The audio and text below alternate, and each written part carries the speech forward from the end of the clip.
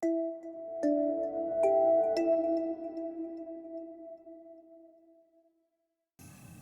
everyone, Dr. Aaron Moreland here at Vallejo Health and Wellness Center in Eden Prairie. Today we're going to be talking about leaky gut, or the technical term for it is gut permeability. A lot of people suffer from this, and I would say a lot of people in America don't even know that they're dealing with this health issue. But before we get into what is it, I really want to talk about and help you to understand how the digestive system works. So what is the digestive system? I think most of us know we eat our food and it helps us to assimilate the food into our bodies, but I don't think there's a few things that I don't think people quite understand. So if I eat some food here and I put it in my mouth and I swallow it and it goes down into my stomach and that food's in my stomach, I think a lot of people would say, well, that food is now inside my body. But technically, the inside of your intestines is not inside your body.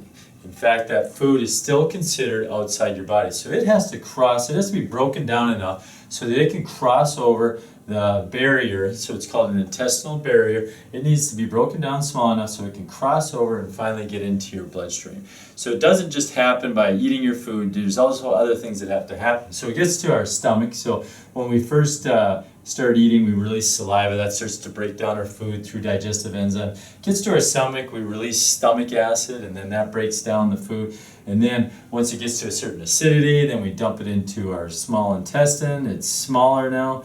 And then we release digestive enzymes from our pancreas. We release digestive enzymes from the gallbladder, from our liver. We release a thing called bile. And so we keep breaking down that food smaller and smaller to the point where that food can now cross over the intestinal barrier. So if we just zoom in, this is the stomach, this small intestine, the large intestine. So if we zoom in a portion of the small intestine, that food's getting broken down smaller and smaller and smaller and smaller to the point where it can finally cross over these cells. These are your cells of your intestine lining. They're 1 cell thick. They have these little finger-like things. They're called microvilli. And what they do is they come across through this food comes across through the cell into the blood. Okay, so it has to pass through that cell. And really what happens with leaky gut is somehow these cells either got damaged, or there's actually these things right between the cells called tight junctions, just holding those cells really tight together.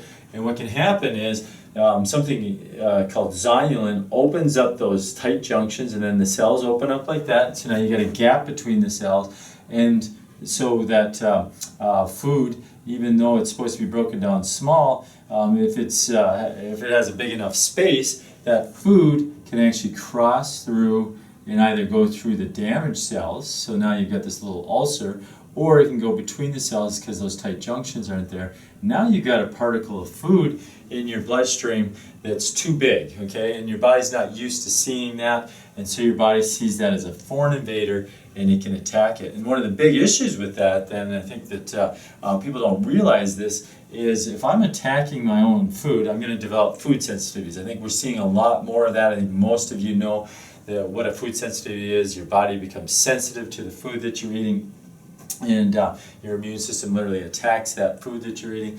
And so we can develop food sensitivities, which is not fun because you got to avoid those foods then. But a bigger problem that happens is people will develop autoimmune cases. And so what can happen then is that your immune system attacks that food, but then it also goes and attacks parts of your body that look just like that same protein that was in that food.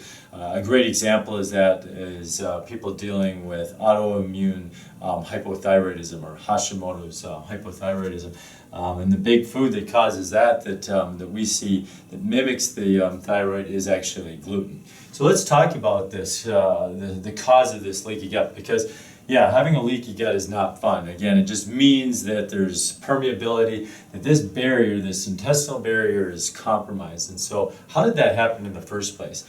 Well, one of the big things that we'll see is stress will lead to it. Just think about all the different things that happen to your body when you're stressed out. Say you're being chased by a bear, your heart rate's going to increase, your blood pressure is going to increase, but you also shut down your digestive system. And the problem with that is, remember we talked about you release enzymes in here, you release digestive enzymes in here. Well, if you shut down your digestive system, you stop releasing digestive enzymes. And the problem with that is now we don't have enough stomach acid.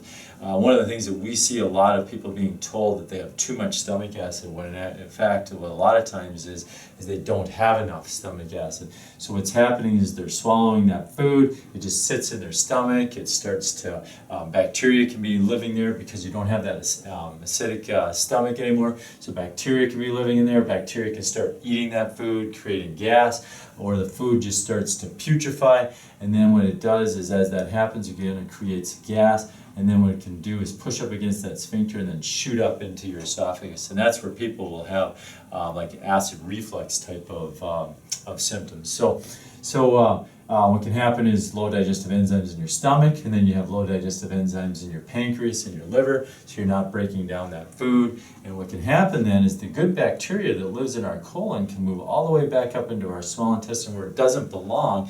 And what can happen there is it starts eating the food for you. So now you're eating this food, because remember, we think because we're eating it, it's inside of our body, not until it crosses that intestinal barrier. So what can happen is that bacteria moves in, it starts eating your food. So even though you're eating healthy, you may not be getting any of the food that you're eating, or very little of it, because that bacteria is eating it. Now the problem with that is when that bacteria doesn't have food to eat, it starts to eat your intestine wall, and now you can develop a leaky gut.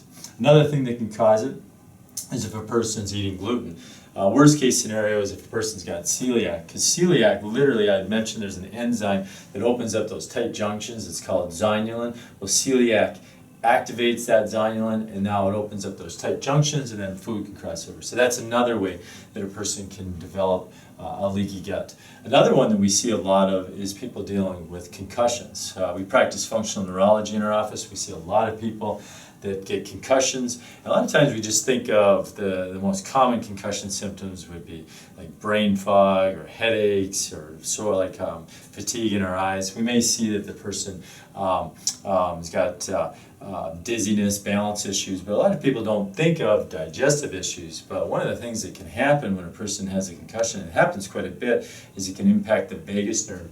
And the vagus nerve controls the top 2/3 of your intestine. A great example is I had a patient come into the office. He was dealing with all kinds of digestive issues. He had no idea where they were coming from.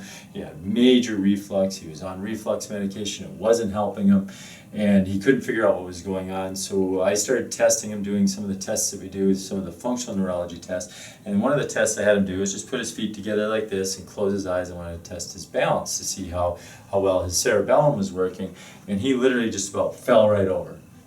And so I asked him, I'm like, have you had any kind of head trauma or head injuries recently? And he's like, yeah, about 2-3 months ago I was doing pull-ups, my hand slipped, I fell and I hit my head, and I actually knocked myself right out. But he had figured he had recovered from that concussion because he didn't have any of those brain symptoms that I talked about. But he was having major digestive issues. And the reason why is because the vagus nerve can't do what it's supposed to. Then you can't release digestive enzymes. And the other thing that the vagus nerve does is create gut motility. It makes things move through our food. He couldn't do that. And so he developed really bad low digestive issues and started having lots of food sensitivities because he was dealing with a leaky gut. So those are some of the causes. So certain foods, especially gluten, can cause it. Concussion can cause it.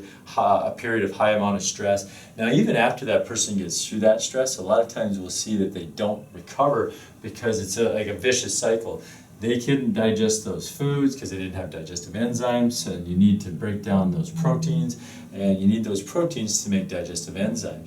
So now you can't make digestive enzymes, you can't break down the food, even though you're through that period of stress, you're still not making those digestive enzymes because you're not breaking down those proteins. So one of the things that we'll do is have people take external digestive enzymes, and that can kickstart their body again. But those are some of the major causes of why someone could have a leaky gut. So what do you do about it?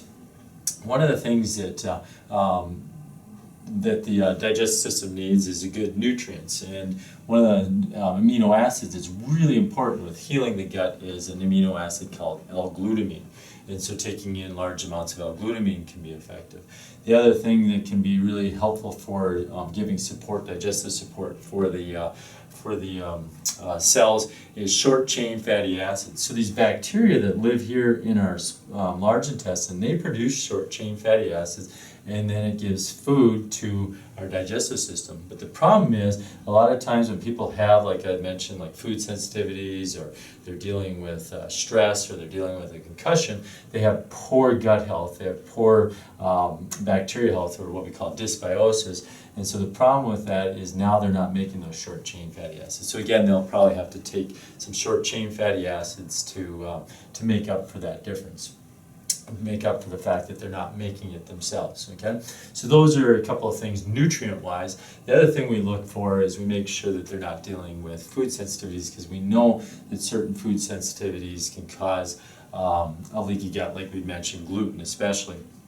The other thing, though, that can happen is people can develop food sensitivities based off of having that leaky gut. So they may have to temporarily remove that food out of their diet until they heal.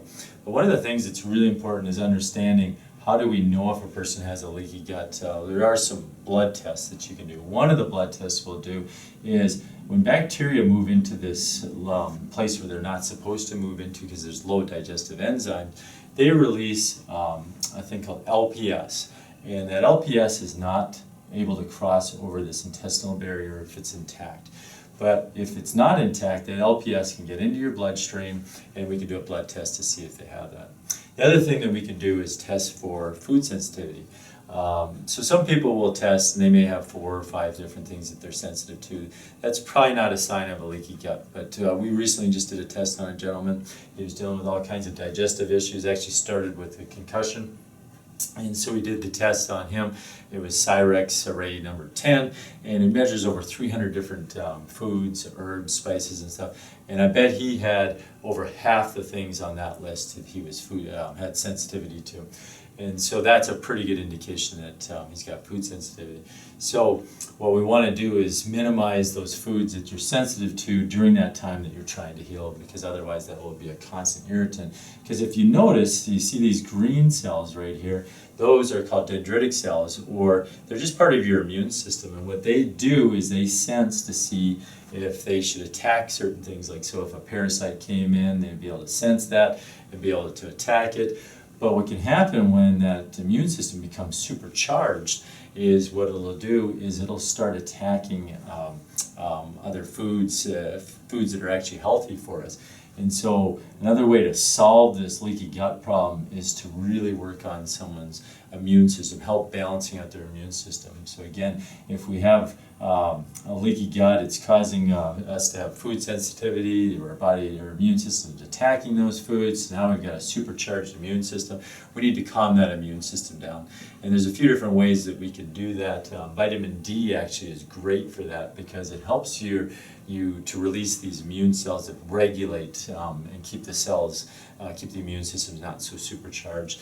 So vitamin D, vitamin A can be helpful. We also look at taking glutathione, turmeric. Those can all help with balancing your immune system. So you can see that there's a lot of things that can be done to help with a leaky gut.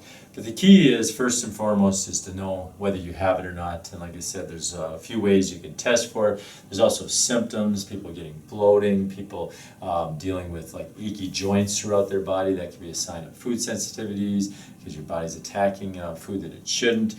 Brain fog is another great one. So these symptoms that we have are all indicators that we might have potentially a digestive issue.